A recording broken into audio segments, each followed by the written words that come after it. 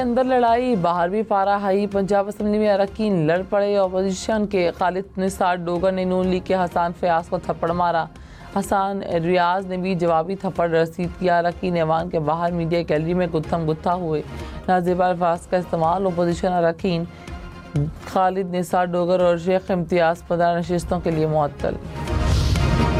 Opposition leader Punjab Malik Ahmad بچھر نااہل قرار، senator اعجاز چودھری اور MNA Ahmad چٹھا بھی نااہل۔ الیکشن کمیشن نے انسدادی دہشت گردی عدالتوں سے سزا کے بعد نوٹیفیکیشن جاری کر دیے، کہا 10 سال سزا پر آئین کے آرٹیکل 63 کے تحت نااہل ہوئے PTI رہنماؤں کو 9 مئی کیسز میں سزا سنائی گئی تھی۔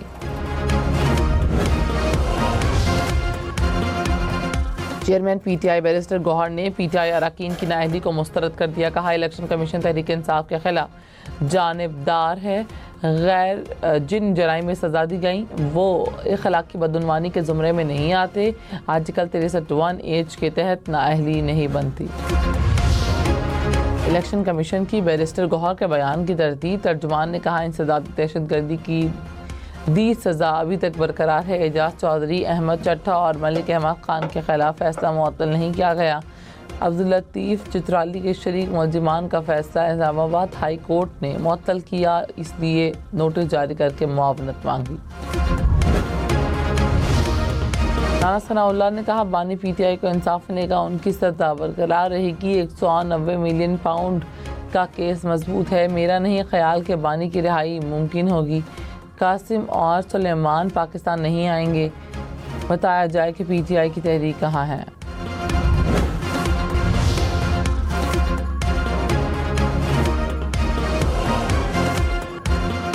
اسلام آباد سے برآمد گدھے کا گوشت کہاں تقسیم ہوا، تحقیقات جاری، ڈائریکٹر اسلام آباد فوڈ اتھارٹی نے کہا گوشت کچھ غیر ملکی شہریوں اور اسلام آباد کے باہر سپلائی کرنے کی رپورٹس ہیں، تحقیقات کر رہے ہیں، ملزمان کو رنگے ہاتھوں پکڑنے کے لیے 1 ہفتے تک کام کیا، موقع پر موجود غیر ملکی کسائی اور چوکیدار کو گرفتار کر لیا۔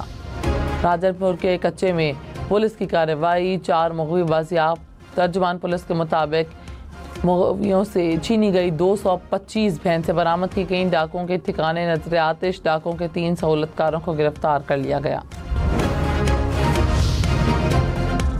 بابوسر میں سیلاب کی تباہ کاریاں، حالیہ سیلاب میں K2 نیوز کی اینکر پرسن شبانہ لیاقت اور اہل خانہ کے لاپتہ ہونے کی اطلاع، لاپتہ افراد میں خاتون اینکر کے شوہر اور 3 بچے بھی شامل، ریسکیو آپریشن کے دوران اینکر کی گاڑی مل گئی، سیلاب میں بہنے والے 7 افراد تاحال لاپتہ، زرعی اراضی، رابطہ سڑکیں اور مقامی انفراسٹرکچر کو نقصان پہنچا۔ گلگت بلتستان اور آزاد کشمیر میں ممکنہ بارشوں کے باعث سیلاب کا الرٹ، گلگت، اسکردو، ہنزا اور شکر میں 31 جولائی تک بارشیں متوقع، پہاڑی علاقوں میں لینڈ سلائیڈنگ کا خدشہ، گلیشیئرز کے پگھلنے کے باعث دریائے چترال کے بہاؤ میں اضافہ متوقع، مظفر آباد اور باغ کے شہری علاقوں میں بھی سیلابی صورتحال پیدا ہو سکتی ہے۔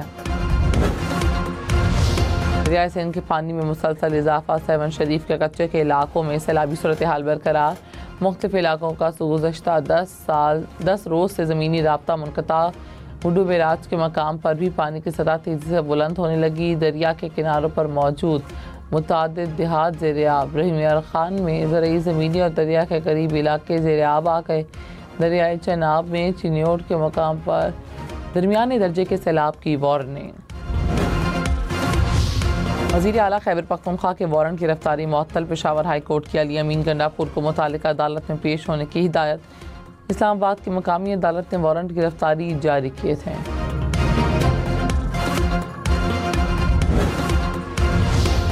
بانی PTI کی ضمانت کی 8 اپیلیں سماعت کے لیے سپریم کورٹ میں مقرر، چیف جسٹس یحییٰ آفریدی کی سربراہی میں بینچ آج سماعت کرے گا۔ لاہور ہائی کورٹ نے بانی کی ضمانت بعد از گرفتاری کی درخواستیں خارج کی تھیں۔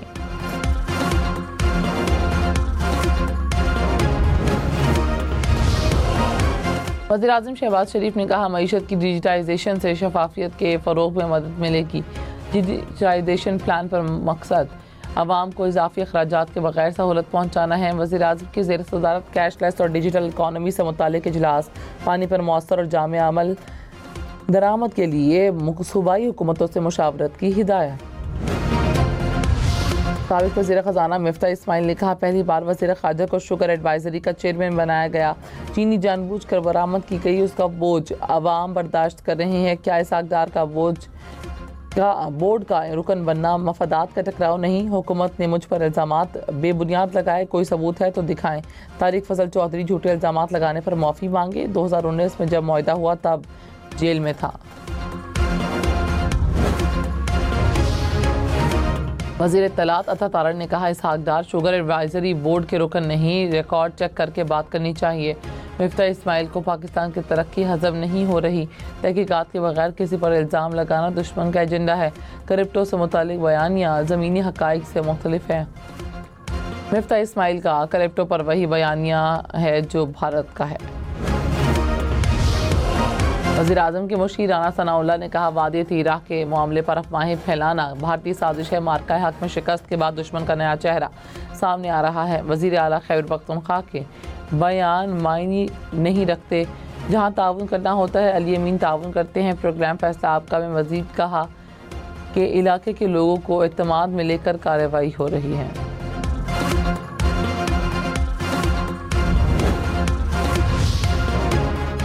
گزشتہ مالی سال میں ترسیلاتی زر میں 26% سے زائد اضافہ ریکارڈ. برآمدات 4.2 اور درآمدات 11.1% بڑھے.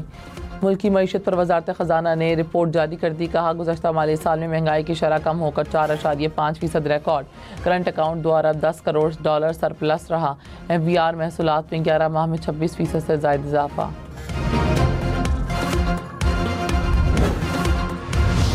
وزیر خزانہ محمد اورنگزیب سے امریکی ناظم الامور کی ملاقات. پاکستان اور امریکہ کے دو طرفہ تعلقات پر تبادلہ خیال. وزیر خزانہ نے اقتصادی ترقی میں امریکی تعاون کو سراہا. کہا IT معدنیات اور زراعت میں تعاون کے وسیع امکانات موجود ہیں.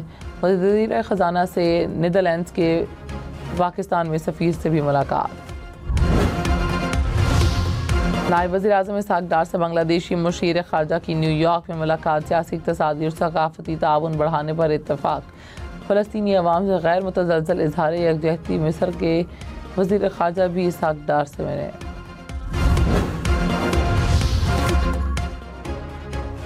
سندھ میں یوم آزادی بھرپور اور شایان شان انداز سے منانے کی تیاریاں. وزیر اعلیٰ سندھ مراد علی شاہ کی زیر صدارت اجلاس میں تیاریوں کا جائزہ لیا گیا. بریفنگ میں بتایا گیا کہ CBO اور شارع فیصل پر ثقافتی ریلیاں نکالی جائیں گی. نیشنل اسٹیڈیم میں میوزیکل شو اور شاندار آتش بازی کی جائے گی. کھیلوں کے مقابلے بھی ہوں گے. اپوزیشن لیڈر عمر ایوب، ملک احمد اچھر سمیت 57 ملزمان کی وارنٹ گرفتاری جاری. ATC سرگودا نے 9 مئی کیس میں ملزمان کی عدم پیشی پر وارنٹ جاری کیے.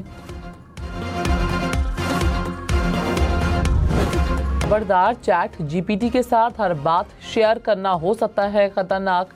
کسی قانونی کیس میں چیٹ GPT کے ساتھ کی گئی باتیں عدالت میں بطور ثبوت پیش کی جا سکتی ہیں. اوپن AI کے ملازمین کو سسٹم کی بہتری یا کسی خلاف ورزی کی جانچ کے لیے صارفین کی چیٹ تک رسائی حاصل. ماہرین کا چیٹ GPT سے گفتگو کے تحفظ کے لیے قانون بنانے کا مطالبہ.